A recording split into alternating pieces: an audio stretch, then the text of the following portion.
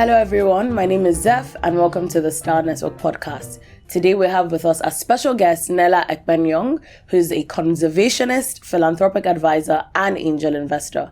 Hello Nela, how are you today? Hi Zeph. It's good to have you on the show. It's really good to be here. So, fun facts, guys. Nela and I actually went to school together. Yes, we went to boarding school together in London. Yeah. And so this is very 360 for me. I know. Yeah. I'm really excited to have you. It's just kind of interesting to sort of highlight like all the different things that both of us are doing. Mm-hmm. So, yeah, it's great to have you here. Let's dive into it. Let's start about your work with conservationism and, the Obudu Conservation Center. I know it's something your mom started in 2002, and for as long as I've known you, you've always been passionate about wildlife, environmental sustainability. But I just want to ask, where did that passion actually come from? So that passion, I think, just God-given. I don't actually know what the source of it is, and that's the beauty about things that you're passionate about. It's just sort of innate within you. But I would say that, so my mother did start the Conservation Center in 2002, and fun fact, it was initially called Obudu Education and Conservation Center. And so she started with a vision of just educating the local community and not really looking more so at the wildlife aspect of the region. But in 2013, I took a trip up to Obudu, and at that time, it was sort of a shadow of what it once was, in that the community wasn't thriving, so they don't really have an economy right now. They're really living farm to table. The encroachment on the wildlife and the wildlands was you could see the demarcation of where the forest was and where it is now. And so that was just a stark awakening for me. And it was the first time I really got in tune with the idea of, conservation and wildlife and biodiversity and the importance of having that, because it got to a point where sources of water for the community had dried up because they cut down so many of the trees. And if people who don't know how it sort of works within the natural world, is that the source of waters come from the ground, and it's usually covered by foliage and tree and forest, and then that flows into different pools or sources of water. And once you cut down all those trees, and when there's so much degradation of the land, then eventually the source dries up and the community has no water. And then they have to walk further, and those have various implications, because it's a lot of the times the women that do the gathering of water, do the gathering of the firewood for the families. So that means you have these very young girls walking long distances by themselves. You can imagine the implications of that, just beyond having to move long distances, but also being alone in the forest takes away time from their education. So it's a really simple thing that has very echoing effects. No, that's so interesting. Yeah. Thank you for sharing that. And I think what I'm particularly interested about, our session today, is just the conversation around wildlife and being environmentally friendly. I think it's such a conversation in a market that just needs to happen more often. So to have you here to speak about it is just great. But what would you say that impact has been on the local communities? And I know you mentioned it that, your mom set us up just more of education and teaching people. But would you say that impact has actually been achieved in terms of job creation? People probably have more jobs for the fact that center is established today. So would you say that impact has been widespread? How do you see it? So how I would see it is that, so when I came in 2013 and I was okay, this is the area I want to take it. So for various reasons, she wasn't able to, a lot of it being proximity. If you don't know, Obudu Conservation Center is really far away from the cities. And so she sort of, put that project where it was, and I picked it up and I said, let's look at how we can, do this holistically, and, starting with the primary focus of preserving the environment. So if you look at the local community, it's 3,000 people that are directly impacted, and then maybe 100,000 people if you look at the broader Cross River National Park into Cameroon's Takamanga National Park. And in 2017, we were able to drive a lot of people up to the Conservation Center, and that included partnerships with social prefects. We did work with Unraveling Nigeria. A lot of the travel agents that now, we work with them very early on. And that influx of tourists did a lot for the local community and allowed their agriculture sector sort of pick back up. And then from there, we were able to start looking at the education aspect of things and, supporting the education mostly of young girls in the region, because there's a thing called money marriage in the Obudu region. I don't know if you've heard about that, but it's essentially where they use women as a source of debt. So if you're owing someone, you can give them your daughter instead. And sometimes the girls are sold off as young as 3 years old. It's unbelievable. And it's a practice that we have actively tried to fight against. We work with judges to ensure that, the women are more safe, but we have been able to sort of work that into our way of doing things when it comes to education. So we also educate boys. I don't want to say that we don't even focus, but there was a really strong drive towards the girl child. And I would say that the directly affected 3,000 people on the ranch, the education there, we'll put it maybe at like 80% when it was much lower before. No, that's amazing. And I think what's fascinating to hear is how the establishment of the center was really just to educate people. But even by that, you are then able to then solve another thing, which was this money debt situation where children are being sold off to pay off for their family's debts, which is just horrendous to hear. But I think it's very interesting to the audience that how impact sort of has a ripple effect. It does. And that when you start something, you're probably just going in for one thing, right?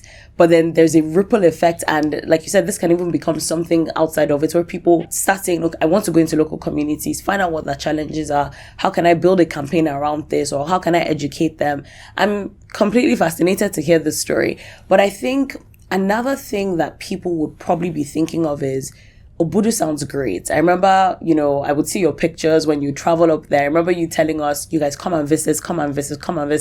It looks phenomenal. And I'm like, wait, I don't understand. Did you go hiking somewhere? Like, is this actually like in Nigeria? The pictures, the way that the clouds would fall on the mountains, absolutely beautiful. And honestly, Nigeria is beautiful. But I think a huge challenge for a lot of people has been security, right? And unfortunately, it just feels like the security situation in the market keeps getting worse. So how is the Obudu region putting in practices in place to ensure that there's safety? So when we do our tours, there are safety measures that are put in place. We work very closely with the local community. So I'm happy that you touch on that point, because obviously Nigeria has a very glaring infrastructure issue. And so getting there is challenging. And then the added burden of security. When people do tours with us, we do ensure security is provided for getting there. But if people just wanted to go, I would say, and I hope people would take my word for it, on the ranch itself, it's extremely secure. And if you didn't know, in the past, you were able to take flights to the ranch. So you were able to, they have an airstrip. So you're able to land directly on Bebi airstrip and drive 30 minutes up to the ranch. And does that still exist today? There's not a commercial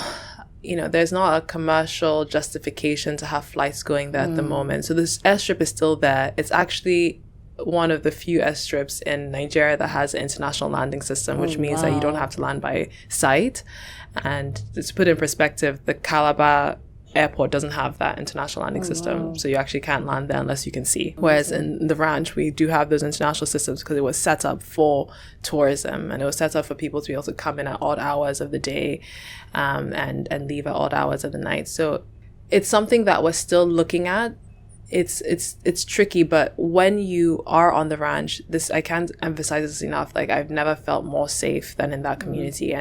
And the beautiful thing there is it is a tourist environment, and the people are tourist inclined. So if you were to go to Rwanda, I don't know if you've been to Rwanda or Kigali. So the feeling you have of safety there is the exact same feeling you'd have if you got up to the ranch. I think that's great to hear, because I think a lot of young people probably want to do more traveling within Nigeria. You see things on Instagram. I know people go to there's a game reserve. There's a Yankari game reserve. Yeah. There's the Wiki Springs. It's just phenomenal to know that there is so much amazing things within our country, particularly like what you said about the measures that the ranch has put in place for people to come and visit. I think this is an opportunity for anyone listening. Research Obudu, do a booking, and go and visit. I will surely take it up. But you're beyond the whole wildlife preservation and trying to educate local communities.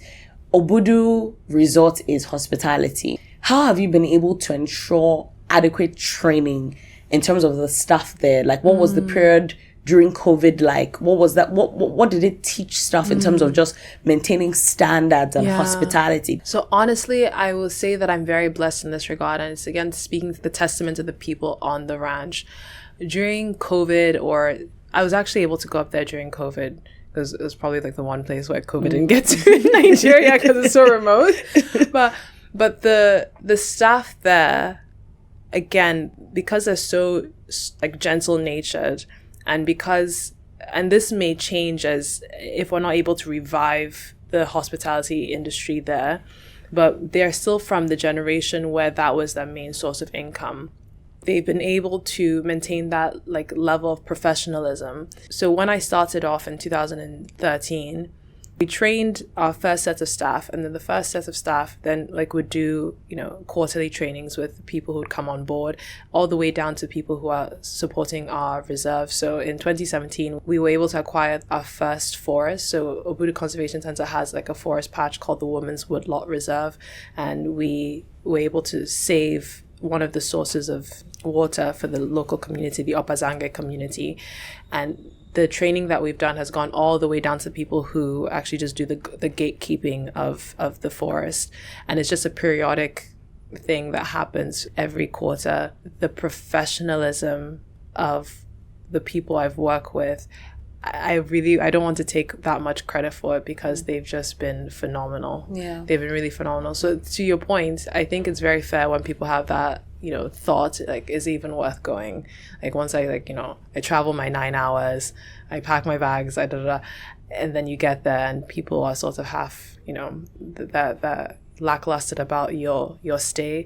That's something we haven't really experienced. And it's not that it's perfect by any means. You're still in Nigeria, so things will probably happen. Perfect, but is that the effort and the attention that is paid to those things is arguably like even better than some institutions in Lagos. That's incredible to hear. And I mean, I'm a big believer in tourism, particularly about the potential of tourism in Nigeria. And I just feel there just needs to be huge investment, and the investment is just people investment. It's people, human capital, training people, ensuring that they actually understand the needs of their customers, their clients, and why it's important. It's like you go to a restaurant and you're trying to order something, and you want a recommendation from the waiter and he doesn't know about the food or doesn't know about the wine.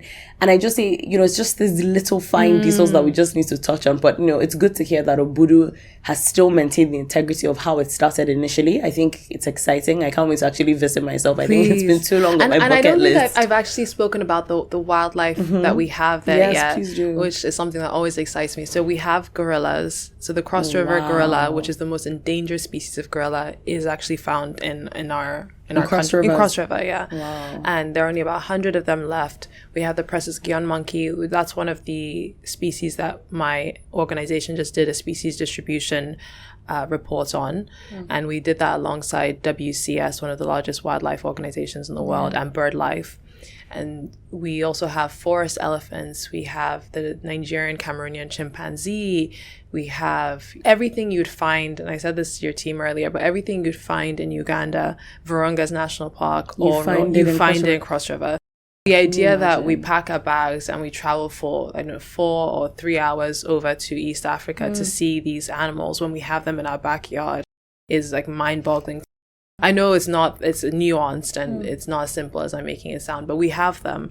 And if we're able to, make a concerted effort alongside the government to do these things, it can definitely come to pass, and Nigeria can be a tourism state. Well, thank you for actually telling us this. This is a huge learning point for myself. I didn't actually know this, and I'm sure a lot of people didn't know. Like you said, you travel, people want to go to like the Serengeti, they want to go and see the wildlife, because we have no knowledge that this probably even exists here, or we just say, how is it even going to work? Or the human capital aspect of who's going to, am I going to go on a tour guide in Cross Rivers? Is my tour guide going to know what to do in terms of safety measures? What if something something happens, like, yeah. So these are just the little details that require investment. So I'm really happy to hear this, and like, you're taking it further with researching about birds, etc.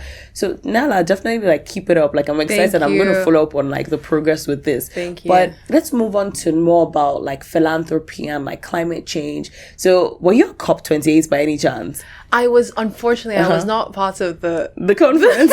They were like, everyone went, bar me. Which is okay, which is fine. Yeah, but I was still able to have like conversations that were born out of COP28. Good. Yeah, because something I wanted to speak on. So obviously, and just for context for our audience, COP28 is the United Nations Climate Change Conference that happened in Dubai of this year. And I was reading online that one of the key things, because obviously Nigeria was there, one of the key things that I read online that we launched was a strategy to reduce our carbon emissions to net zero by 2060. And although when I see things like this online, it does seem progressive. I'm like, okay, great. The conversation on climate change is being spoken about, etc. Is it actually going to work? I don't know. But I think that's my question to you. Do you feel that narrative about climate change is actually improving in our market today from where you sit? So I have a very realistic view on that. And so I think, first of all, more importantly than like if it'll work or not work, the fact that it's being popularized and it's being brought into the mainstream. And I know like there were scandals around COP28, but the fact is that people were still talking about it. So good or bad, there's like, in this case, there's no such thing as bad press when it comes to environmental and sustainability issues.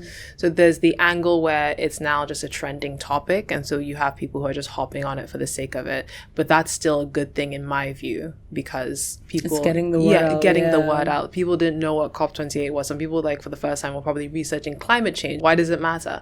So I was very happy about that. So the question, do I think that it's achievable by 2060?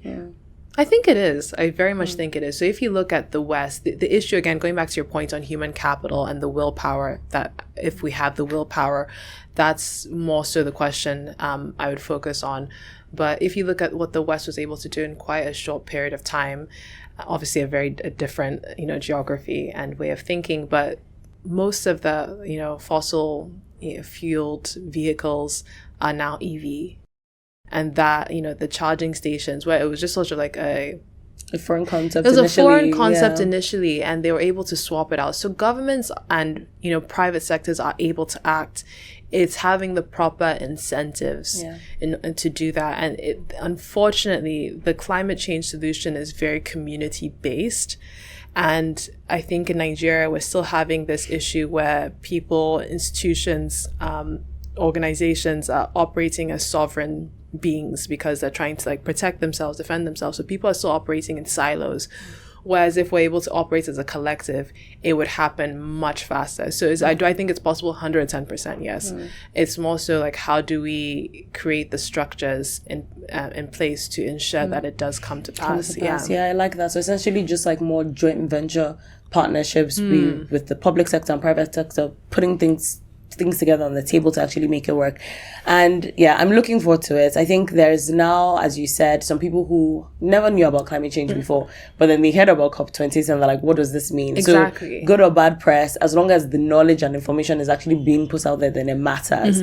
But on the philanthropy side of things, we spoke earlier and, you mentioned the new launch of your multi-family office called LEGA.C. I want to know more about that. And just for context, a family office essentially is just, the way that I would define it is an office owned by an H&I family that just manages the wealth within that family, or also supports the management of assets for other families or entrepreneurs, etc. So I want to know more about LEGA.C. Can you actually share how that's going? Yes, I can. Thank you for asking. So LEGA.C, as you mentioned, is a multi-family office that was established to support families in their wealth preservation as well as wealth transfer across generations. So if you look at, I'm going to use examples to give the audience a touch point, but if you look at the Rockefeller family, the Rothschild family, the Medici family, why have they been able to be so successful for so many years? It's not like they don't have three heads. It's simply that they have been conscious about wealth preservation and wealth transfer and governance and structure within their families. So the same way you'd have an organization, any of the banks, right? And they intentionally look at succession, and they look at the board, and they look at planning, and they look at the organogram of how it's structured, and they build that out intentionally. That's what these families do. And by doing that, and by recycling their capital, recycling their knowledge, recycling their resources within their family, they're able to grow themselves into this institution of sorts, and these, names that stand the test of time. And so that's what the multifamily office is looking to do in Africa, as well as, in Europe. So we're in a very unique place in history, where we have a lot of African entrepreneurs who are having liquidity events, and they're coming into wealth. And unfortunately, if they don't have like the knowledge and the understanding of how to manage that, it will be squandered away. And obviously there's a rise of financial literacy. We have My Money Starts by Bianca in Nigeria, and people who are making this very conscious effort to educate the public. But it goes further than that. It goes into family governance. And I also know, like in Nigeria, as with most of Africa, we have very nuanced family structures. Everyone knows that, when you have either breadwinners in families or people who are doing well, they're not just looking after their nuclear, they're looking after like they're looking after a village.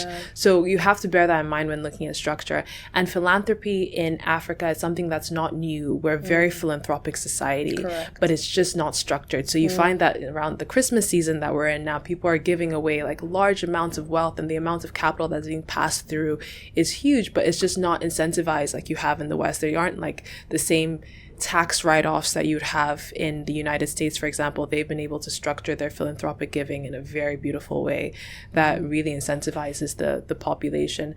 And Africa, we're still getting there. There are a few countries that are, are ahead of Nigeria, for example, but we're still getting there, but we need a more concerted effort. So LEGA-C is a traditional asset management firm headquartered in Jersey. And then it's also advisory, where we look at family governance, structuring, planning, your liquidity, like how do we support this, wealth transfer over the next 10 generations? Because a fun fact, and this is actually in the West, not even Africa. I shudder to know what the numbers are in Africa, but 1 in 1,000 families, wealth reaches the 3rd generation. So it's a global issue. And we're at a point in history where $35 trillion are going to be transferred to the next generation within the next 10 years. And we're also in a place in history where the growth of high net worth individuals in Africa is going to grow by 42% in the next few years. It's this unique turning point where we're creating a large amount of wealth. My background in investments is also allowing me to see that mergers are on the rise. We have a few key companies that are looking at IPOing. How do we ensure that wealth is able to be sustained, as opposed to being lost and continuing the narrative that Africa is just an impoverished country? Yes. How do we take ourselves from a place of like poverty to prosperity? No, I love that you said that, and thank you so much for sharing, because it's something that I fundamentally believe in, just the preservation of like family legacy. Like you hear about a family business that started, and let's say, the people have lost the breadwinner of the family or that parent, and the children don't have any involvement into the company structure. They have no visibility whatsoever. And I think that blocker today stands from a traditional cultural mindset, whereby parents essentially just maybe sort of feel like it's almost like a prophet is not recognized in his own city. So they see their children and they say, I mean, what do you know about this? Or what, you're not going to understand it, or can you give it 110%? But I like that you said that, it's really about putting structure. And as Africans, we are philanthropic by nature. Like it's innate. It's something that just comes naturally to us. The way that our market is built, the way that things are governed, by virtue of just being Nigerian, you just know, there's someone in my family, and it doesn't have to be your immediate family, but a distant relative or a friend that's going to need support. And you're essentially thinking of ways to help that person. So I have a family friend, and they have the mom started like a clothing store business. And I look at it, I'm like, this is so amazing. And what I find that's amazing about this is that even if the child doesn't work in that company, you find that the child picks up a similar talent. They pick up the talent and maybe they start their own thing. But could there be a world where everything is sort of interwoven and then the family name is preserved? Like let Africa start having preservation of family names. Let us be able to tell our grandchildren, oh yeah, this company that you see here, it is this person's great grandfather that started it, and the child today is working in the business and it's sustained, right? Or this bank that you see here, this person's father started it and today it's preserved. So that is my hope for Africa, because like you've given Western examples, but it is very possible. I think for us it's just the avenue of what does it look like? How can it be structured? How can even families start having meetings with their children to say, this is essentially what we need to do, or therapy sessions to be able to govern and change the mindsets of parents to believe in their children. Exactly. So it's very exciting to see. I'm so happy that you brought on like the children aspect, because it was when I had children that, so I have been very fortunate to work from home. And when I had children, I realized, and having worked, so I've worked in a family office, I've done philanthropic advisory work, I work with some of the highest net worth families, ultra high net worth families in Africa. And what I was able to see, one, with ultra high net worth families in Africa specifically, the children are always there. Like the ones that are, ahead of the curve, their children are always around them, if you notice. But then I was also able to see by having my children and working from home was that when my daughter started speaking and I sit in board meetings or I speak about liabilities, assets, this, that, and the other, she now knows, like at the very base levels, liabilities take money out of your pocket, assets put money in your pocket. That's incredible. That's at the very base. That's actually, and how old is she? She's 4. Oh, no, that's incredible. Thank you. Thank you. 4-year-olds are still playing with Cocomelon, etc. So this is a huge learning point. No, so she's able to do that, and we play the Monopoly games. They have it for kids, and there are lots of fun ways, because children learn best through play, and so there are lots of fun ways to incorporate financial literacy into your child's life. But most importantly, just let them listen to what you're doing, because children, they're sponges, and they learn from like observation. And she let them be comfortable with money, let them count it, let them play with it, and let them have that ease with it, because you find a lot of the times people have like an unconscious fear of money, and like they treat it like it's dangerous or it's sinful, like it's bad. No, it's a tool. And the more you use like any tool, the more comfortable you will be with it, and you can use money to work for you, to allow you to achieve the things you want to do. When I started my work in conservation, I also became hyper aware of the fact that you need capital to bring out the best of what you're trying to do, and which is what sort of led me to my investor journey and like working alongside philanthropists and just learning how they've been able to manage their own families in, with single family office, how they've been able to manage their own families, how, a lot of these like forests that you see are privatized and owned by families. So whether it's Kruger National Park or Virunga in East Africa, a lot of them are privatized and owned by families. And that's what has enabled it to do so well. So I think a lot of the times people have this dream of, going to university and getting a good corporate job and this, that, and the other. But like, yes, do that if that's what you want to do. I'm not saying everyone needs to be an entrepreneur, but be hyper focused about bringing wealth to your family. So you can be an entrepreneur within an organization and still find a way to bring the money back home, not just collect a paycheck and leave it there. But like, how do you make it money? How you make it work? No, that's a very good point that you mentioned. I really like that, particularly what you said about just training for your kids. Yeah, I think a lot of young families are trying to find ways, to make their kids be independent, but also very fast at learning things and picking up on things that matter. I love your example of you just let your kid sits down and just she's present with you like in the meetings, and you'd be surprised that she's actually absorbing that information. It's like, when you read something and maybe like in 2 years someone talks about the topic, you don't know where you've learned it, but there's an unconsciousness to you having that information. For parents, I think in this working from home era that we're in, a lot of the times parents will keep the kids outside the door, and I know sometimes they can be disruptive, and it's not in every meeting you can have them there. But the more that they are there, the more they get comfortable with you doing these meetings, these long form meetings, the more they get comfortable just sitting. I know my husband has taken my daughter for meetings and she'll just sit. She can sit for like it wasn't like this in the beginning, so it wasn't not that it was a she's still a child. Yeah, but now she can sit in an event or sit in a meeting. She can just observe and she can tell you what she heard, like the bits and bobs, and it all weaves together very nicely. And it also adds to the maturity and the culture of the child and allows them, while setting up our kids to be able to be independent of us as they get older. And these are all the tools that they need to be able to flourish in a global environment. No, I love that you said that, and I like that you've spoken about your kids. But how would you say you balance life, right? And I think you've essentially even answered the question by just saying when you're working, your kids are present, right? You're a mom, you're working, your husband is also someone that is working. I think a key thing for me here is how your life is very multidimensional. And I use that word intentionally because, one, you do investing, you are big on philanthropic advisory, and you're into conservationism. And you find people have different projects, but they don't necessarily know how to marry the two or the three. And, you've sat here and you've been able to talk about how all your different passions and interests can come together. So what advice can you give to someone who doesn't know how to sort of balance all these different ideas that they have whilst being a parent or yet to become a parent? So thank you. That's actually my favorite question in the whole wide world, which is, one, balance does not exist. I gave up on that a long time ago. And what I'm striving for, so to your point, is an integrated life. So I'm not trying to balance it. I'm not trying to have this over here, this. I'm trying to integrate them and like weave them together to have an integrated life. And that is with my children, with my marriage, with my, my conservation work, so anything that I can take my kids to, they will be there. And and my husband is the same way, like any way we can incorporate our whole family into doing something, that is what will happen.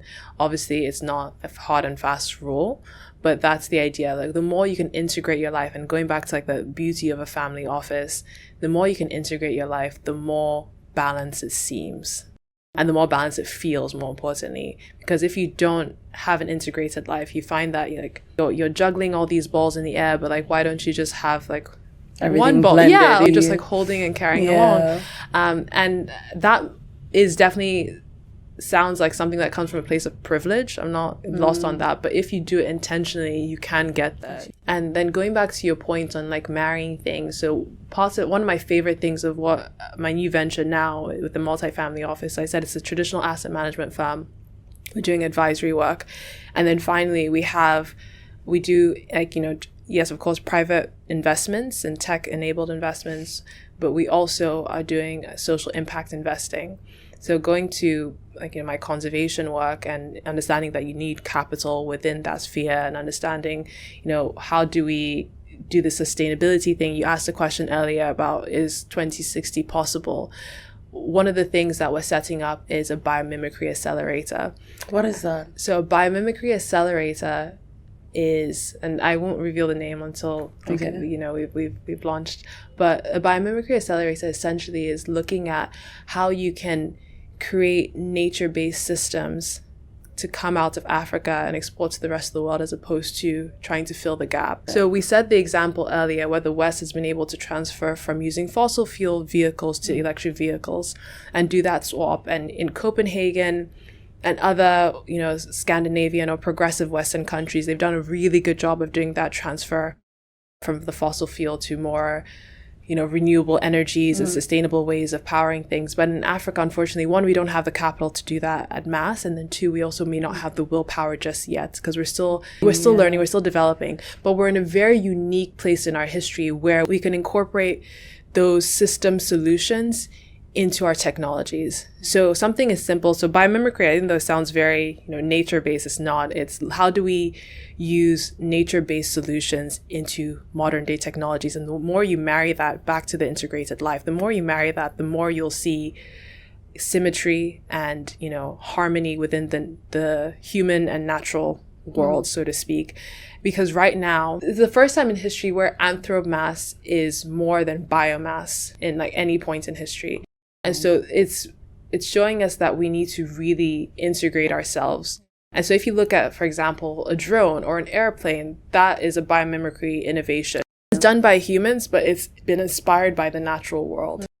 So the more we do things, so even if, super batteries versus lithium, the more we do things that integrate our natural world, the more sustainable our lives will be. So again, it's just the idea of using your natural world to innovate. And it can go down to technology. So Velcro is actually a natural solution. So Velcro actually comes from nature, but human beings just mimicked it into like their natural world. Or easier solution would be looking at the pharmaceutical industry and biotech, where instead of using synthetic medicines, we just use the plants.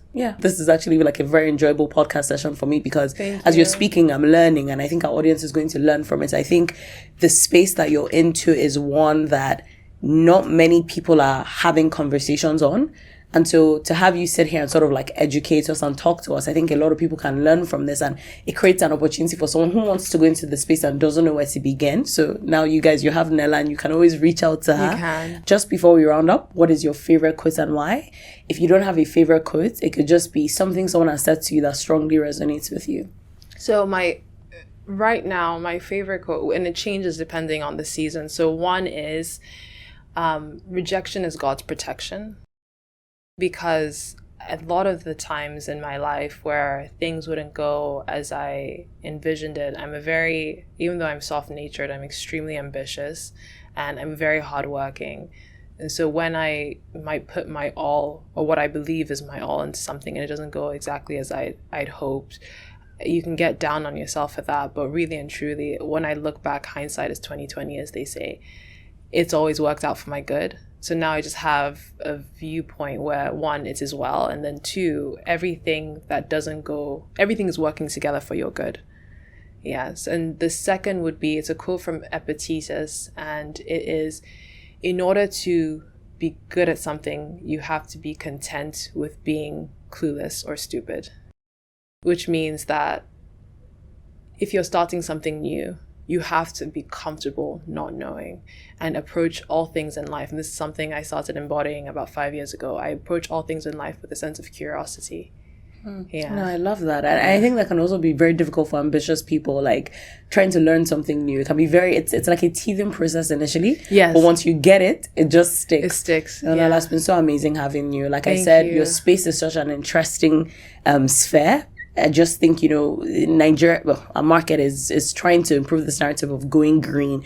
So hearing you, share your thoughts, your experiences, and all the innovative things that you're doing as well is phenomenal. And I'm happy that you've joined us here. Guys, you can also follow Nela. You can go on Obudu Conservation Center. Do you guys have like a social media page people can follow? So you can go on Obudu Conservation Center on our social medias, Twitter, and I guess now X. And Instagram. We'll see where that goes. And we're also on LinkedIn, of course. And then I am Nela Duke. So you can follow me on. Fantastic. Guys, it's been phenomenal to have you. Don't forget to subscribe to the channel at the Star Network Pod. Don't forget to subscribe on Spotify, Apple Pod, and on YouTube. And follow us on Instagram for all the happenings and our next guests. Thank you. Bye.